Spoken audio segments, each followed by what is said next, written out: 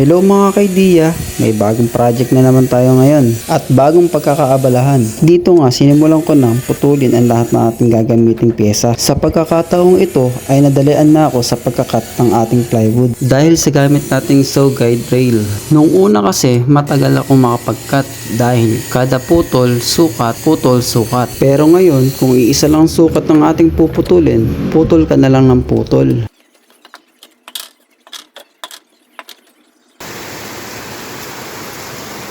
Ay, inabutan na naman ng ulan. Bayan? Ngayon, magpuputol tayo ng 45 degree para hindi makita yung edge ng ating pinagputulan. Para malinis na rin tignan. Dahil ito ang magsisilbing division ng ating project. Kung hanggang ngayon napapaisip kayo kung ano ang ating ginagawa, isa itong easy clean box perch. Sa parte ng ginagawa natin na to, diyan babagsak yung pupo ng kalapate. Naglagay na ako ng pattern. Yan. Bubutasin ko ito ng jigsaw. Yan. Diyan ko isusuksok.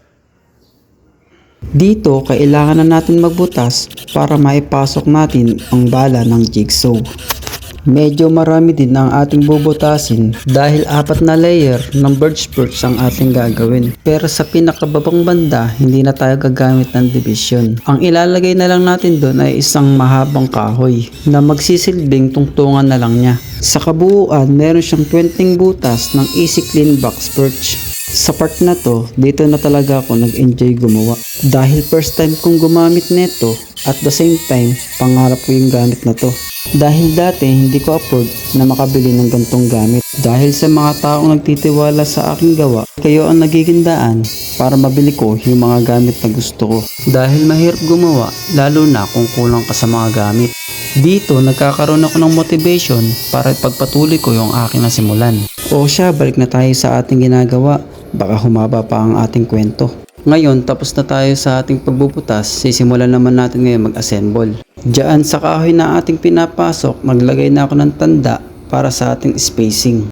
Kapag nga pala ako gumagawa, palagi ako naglalagay ng stick well. Isa rin ito sa nagpapatibay sa ating project. Itong ginagawa ko na to, first time ko lang din gumawa. Ngayon ko lang din nga nalaman kung ano to eh. Dati kasi akala ko sa bubong lang dumadapo yung mga kalapate tsaka sa antena. Pero meron pa rin naman yung mga kalapating tambay sa bubong, yung nagiintay na lang ng ayuda ng amo. Doon ako inis na inis dati. Yung manunod ka sa umaga ng Mr. Bean, tapos biglang lalabo. Pagtingin mo, tinutungtungan ng kalapate. Gamit pa naman namin nun, Baron antena.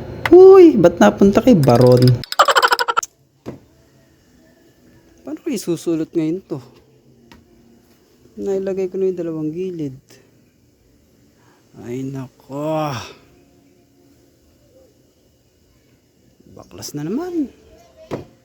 Ayan, nabaklas na natin. Kaya isusuksok na natin isa-isa. Buti, gumana yung sukat ditansyado ko dyan.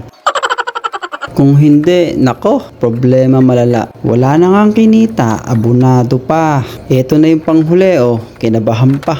Aray ko! Kung mapapansin nyo, yung pinakababa, naglagay pa ako ng isang 3/4. Kasi gagawa pa tayo ng isang box dyan para naman sa saluhan ng pupo ng kalapate. Pero sa huli ko na siya gagawin. Ayan, tapos na siya. Montage muna tayo saglit.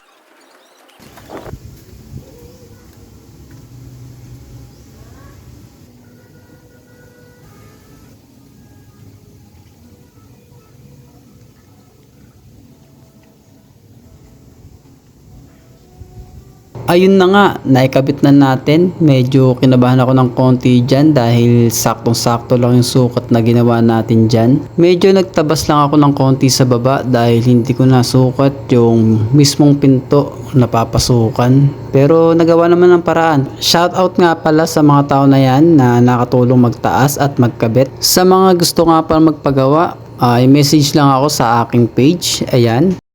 Kapag nagawi ko sa aking page, paki-follow at sa ating video ngayon, pa-like and share naman po. Maraming salamat!